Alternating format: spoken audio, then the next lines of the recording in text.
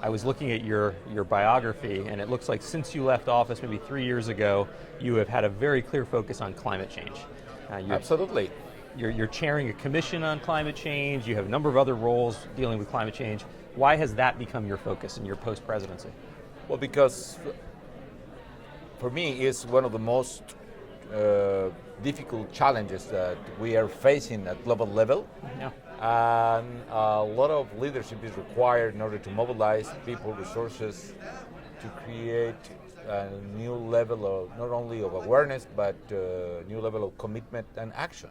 So how to align such kind of global incentives in order to address this global impact, that's a task that implies courage and leadership and probably a new framework related with institutions. And the richest countries in the world are obviously causing most of the greenhouse gas emissions, and it's the poorest that are dealing with a lot of the consequences.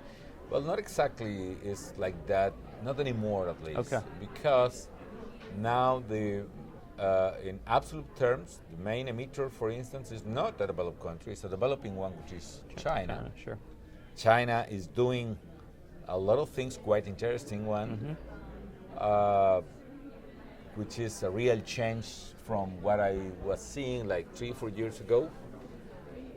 But even though several developed countries that could do much more are not doing enough, or others, like here in the States, the president and administration clearly has a strong commitment, but the Congress is blocking most of the measures that are required. All right.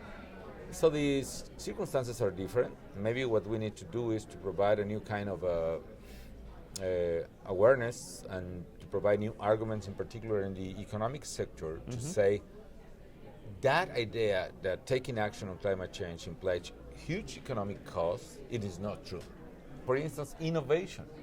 If we establish commitments, for instance, pricing carbon or establishing, phasing out fossil fuels, that measure per se will trigger innovation, and innovation is the most powerful engine for economic growth since the beginning of history.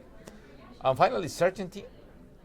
If we take once for all the decisions we must take, we will provide long-term certainty for investors, and that will foster economic growth again.